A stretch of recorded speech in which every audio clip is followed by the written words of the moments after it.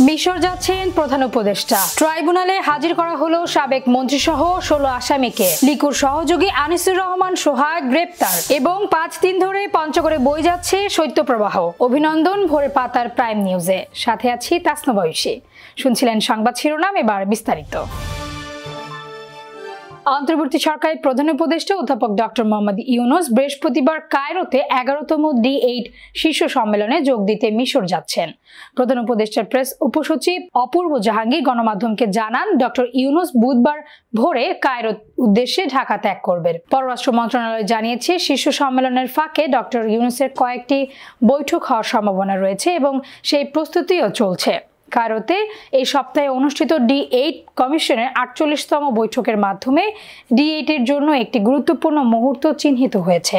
প্রথমত, আগামী কয়েকদিন মূল আলোচনাগুলো হবে, যা 18 ডিসেম্বর D8 পররাষ্ট্রমন্ত্রীদের কাউন্সিলের 21তম অধিবেশন এবং 19 ডিসেম্বর বহুল প্রত্যাশিত 11তম D8 শীর্ষ সম্মেলনের মাধ্যমে শেষ হবে। এই বৈঠকগুলোতে নেতারা অর্থনৈতিক সহযোগিতা জোরদার এবং সদস্য দেশগুলোর মধ্যে টেকসই উন্নয়নের জন্য একটি অভিন্ন দৃষ্টিভঙ্গির রূপরেখা তৈরি করতে মিলিত হবেন। D8 organization for economic cooperation, যা ডেভেলপিং 8 নামে পরিচিত, সংস্থাটি বাংলাদেশ, মিশর, Indonesia, Iran, Malaysia, Nigeria, Pakistan এবং তুরস্কের মধ্যে পারস্পরিক উন্নয়ন সহযোগিতার জন্য প্রতিষ্ঠিত। বৈষম্য বিরোধী ছাত্র জনতার আন্দোলন চলাকালীন জুলাই-আগস্টের গণহত্যা ও মানবতা বিরোধী অপরাধের অভিযোগে গ্রেপ্তার পতিত আওয়ামী লীগ সরকারের সাবেক 12 মন্ত্রী সহ 16 আসামিকে আন্তর্জাতিক অপরাধ ট্রাইব্যুনালে হাজির করা হয়েছে। মঙ্গলবার সকাল 11টার দিকে দ্বিতীয়বারের মতো তাদের আন্তর্জাতিক অপরাধ ট্রাইব্যুনালে হাজির করা হলো। এই 16 জনের মধ্যে 9 জন মন্ত্রী ও প্রতিমন্ত্রী সহ 13 জনকে গত 18 নভেম্বর ট্রাইব্যুনালে হাজির করা হয়। প্রসিকিউশনের আবেদন মঞ্জুর করে ওই দিন 13 জনকে কারাগারে পাঠান চেয়ারম্যান বিচারপতি মোহাম্মদ গোলাম মুর্তজা মজুমদারের নেতৃত্বে 3 সদস্যের আন্তর্জাতিক অপরাধ ট্রাইব্যুনাল। আদালতের নির্দেশে গত 18 নভেম্বর ট্রাইব্যুনালে হাজির করা হয় বিগত আওয়ামী লীগ সরকারের 7 জন মন্ত্রী আনিসুল হক, ফারুক খান, ডাক্তার দীপু মনি, রাশেদ খান মেনন, হাসানুল হক ইনু, শাহজাহান খান ও গোলাম দস্তগীর গাজীকে। পঞ্চগড়ে টানা 5 দিন ধরে রাতে মৃদু শৈত্যপ্রবাহ বয়ে চলেছে। সর্বনিম্ন তাপমাত্রা ওঠানামা করেছে 9 থেকে 10 ডিগ্রির মধ্যে। বিস্তারিত ডেস্ক রিপোর্টে। পঞ্চগড়ে টানা 5 দিন ধরে রাতে মৃদু শৈত্যপ্রবাহ বয়ে চলেছে। সর্বনিম্ন তাপমাত্রা ওঠানামা করছে 9 থেকে 10 ডিগ্রির মধ্যে। মঙ্গলবার সকাল 9টায় সর্বনিম্ন 9.1 ডিগ্রি সেলসিয়াস তাপমাত্রা রেকর্ড করেছে তেঁতুলিয়া আবহাওয়া অফিস। সোমবার সর্বনিম্ন তাপমাত্রা ছিল 9.4 ডিগ্রি সেলসিয়াস। এর আগে শুক্রবার সর্বনিম্ন তাপমাত্রা 8.4 ডিগ্রিতে নেমে শুরু হয় চলতি শীত মৌসুমের প্রথম মৃদু শৈত্যপ্রবাহ। তবে প্রতিদিনই সকালে দেখা দিচ্ছে সূর্য।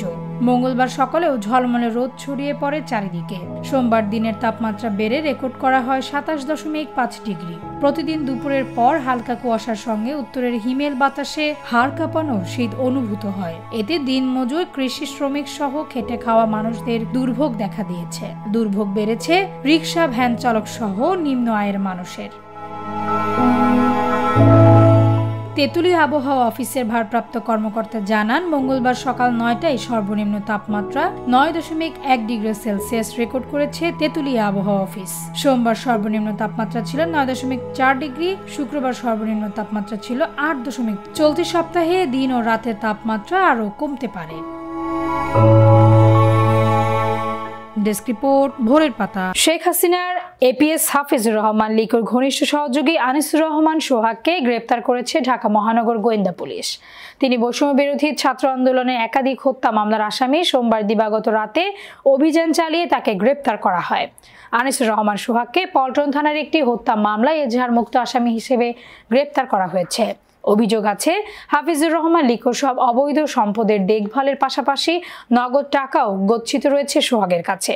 এছাড়াও তার বিরুদ্ধে সার্টিফিকেট জালিয়াতি সহ বহুমুখী প্রতারণাও অভিযোগ রয়েছে। জানা গেছে, সাবেক প্রধানমন্ত্রী শেখ হাসিনার APS হাফিজুর রহমান লিকু, সাবেক স্বরাষ্ট্রমন্ত্রী আসাদুজ্জামান খান কামাল, জাহাঙ্গীর কবির নানক ও আমির হোসেন আমুর সঙ্গে বেশ সখ্যতা ছিল আনিসুর রহমান সোহাগের। সেই প্রভাব খাটিয়ে অবৈধভাবে কোটি কোটি টাকা কামিয়েছেন তিনি। এবার আন্তর্জাতিক সংবাদ।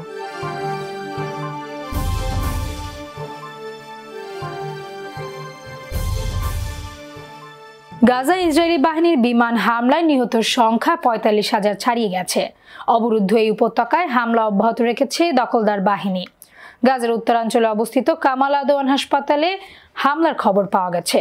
বিস্তারিত ডেস্ক রিপোর্টে। গাজা ইসরায়েলি বাহিনীর বিমান হামলায় নিহতের সংখ্যা ৪৫,০০০ ছাড়িয়ে গেছে। অবরুদ্ধ এই উপত্যকায় হামলা অব্যাহত রেখেছে দখলদার বাহিনী। গাজার উত্তরাঞ্চলে অবস্থিত কামাল আদওয়ান হাসপাতালে হামলার খবর পাওয়া গেছে। এছাড়া বেইত লাহিয়াতে ২ জন, সাথী শরণার্থী শিবিরে ৪ জন এবং গাজা সিটিতে আরো ৫ জনকে হত্যা করেছে ইসরায়েল। খবর আল জাজিরার। এর আগে খান ইউনিসে জাতিসংঘ পরিচালিত একটি স্কুলে বোমা হামলা চালায় ইসরায়েলি বাহিনী। সেখানে কমপক্ষে ২০ জন নিহত হয়েছে বলে জানা গেছে। এছাড়া বেইত হানুনে অবস্থিত আরও একটি স্কুলে হামলার ঘটনায় আরো কমপক্ষে ৪৩ ফিলিস্তিনি নিহত হয়েছেন। গাজার হামাস নিয়ন্ত্রিত স্বাস্থ্য মন্ত্রণালয় জানিয়েছে সেখানে এখন পর্যন্ত ৪৫,০২৮ ফিলিস্তিনি নিহত হয়েছে। এছাড়া আহত হয়েছে আরো ১,০৬,৯৬২ জন।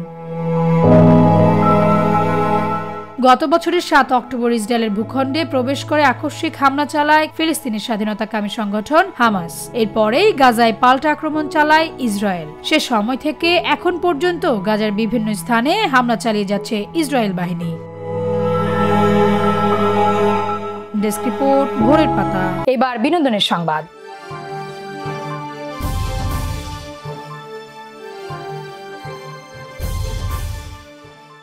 বাংলাদেশের চলচ্চিত্রের ইতিহাসে এক স্বর্ণালী নাম শাবনূর। বলা যায় এটা কেবল একটি নামই নয়, শাবনূর ঢালিউডে একটা যুগের প্রতীক। নায়িকা মানেই সৌন্দর্য, প্রতিভা আর পর্দায় মায়াবী উপস্থিতি। এই ধারণার এক জীবন্ত উদাহরণ তিনি। আজ তার জন্মদিন। বিস্তারিত ডেস্ক রিপোর্টে। ৯০-এর দশক থেকে এ পর্যন্ত আসা অভিনেত্রীদের মধ্যে সবচেয়ে জনপ্রিয় ঢালিউড নায়িকা হিসেবে এখনো বিবেচনা করা হয় শাবনূরকে। দীর্ঘ ক্যারিয়ারে বাংলা চলচ্চিত্রকে তিনি যেভাবে সমৃদ্ধ করেছেন তা আজীবনই মনে রাখবে এদেশের সিনেপ্রেমীরা। বাংলা চলচ্চিত্রের বহু প্রতিভাধর সেই নায়িকার আজ জন্মদিন। জীবনের ৪৫টি বসন্ত পেরিয়ে আজ ৪৬ বছরে পা দিলেন শাবনূর। ১৯৭৯ সালের ১৭ ডিসেম্বর খ্যাতিমান এই নায়িকার জন্ম হয়েছিল যশোরের শর্ষা উপজেলায়। তার বাবার নাম শাহজাহান চৌধুরী। ৩ ভাই বোনের মধ্যে শাবনূর সবচেয়ে বড়। তার ছোট বোনের নাম ঝুমুর, ভাই তমাল। চলচ্চিত্র জগতের অনেক তারকাই আসল নামের পরিবর্তে ভিন্ন নামে বিনোদন জগতে পরিচিত হন। চিত্রনায়িকা শাবনূরও সে দলেরই একজন। তার আসল নাম শুনলে বেশিরভাগ মানুষই তাকে চিনবেন না, অথচ শাবনূর নামে তিনি দেশব্যাপী সুপরিচিত।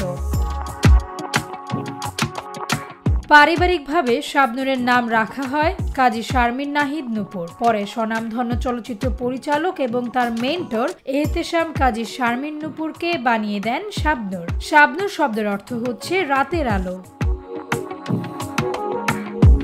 বিনোদন ডেস্ক, ভোরের পাতা। এবার খেলাধুলার সংবাদ। অনূর্ধ্ব ১৯ নারী এশিয়া কাপের দ্বিতীয় ম্যাচে মালয়েশিয়াকে ১২০ রানে হারিয়েছে বাংলাদেশ। ১৫০ রানের লক্ষ্য ছুড়ে দিয়ে মালয়েশিয়াকে মাত্র ২৯ রানে অল আউট করে দিয়েছেন নিশিতা আক্তার নিশি ও হাবিবা আক্তাররা। এতে এ গ্রুপের চ্যাম্পিয়ন হয়ে সুপার 4-এ গেছে বাংলাদেশের মেয়েরা।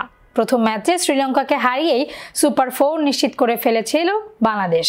মালয়েশিয়াকে হারিয়ে গ্রুপ পর্বের 2টি ম্যাচে জয় নিশ্চিত করল বাংলাদেশের তরুণীরা।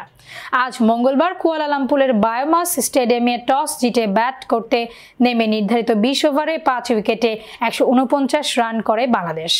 ওপেনার ফাহমিদা টয়া ২১ বলে ২৬, আরেক ওপেনার মোসাম্মদ ইভা ১৬ বলে ১৯, জান্নাতুল মাওয়া ৪৫ বলে অপরাজিত ৪৫, অধিনায়ক সুমাইয়া আক্তার ১১ বলে ১২ ও সাদিয়া আক্তার ১৯ বলে অপরাজিত ৩১ রান করেন। মালয়েশিয়ার হয়ে সর্বোচ্চ ৫ রান করেন নূর আলিয়া বিনতে মোহাম্মদ হাইরুন। ইরদিনাবে নাবিল ৩, নূর ইজ্জাতুল সাইফিকা ৩ রান করেন। সংবাদ শেষ করার আগে শিরোনামগুলো আরো একবার। মিশর যাচ্ছেন প্রধান উপদেষ্টা। ট্রাইব্যুনালে হাজির করা হলো সাবেক মন্ত্রীসহ ১৬ আসামিকে। লিকুর সহযোগী আনিসুর রহমান সোহাগ গ্রেপ্তার এবং ৫ দিন ধরে পঞ্চগড়ে বয়ে যাচ্ছে শৈত্যপ্রবাহ। এই ছিল আজকের ভোরের পাতার প্রাইম নিউজ। সারা দেশের সর্বশেষ আপডেট পেতে চোখ রাখুন ভোরের পাতায়। ধন্যবাদ।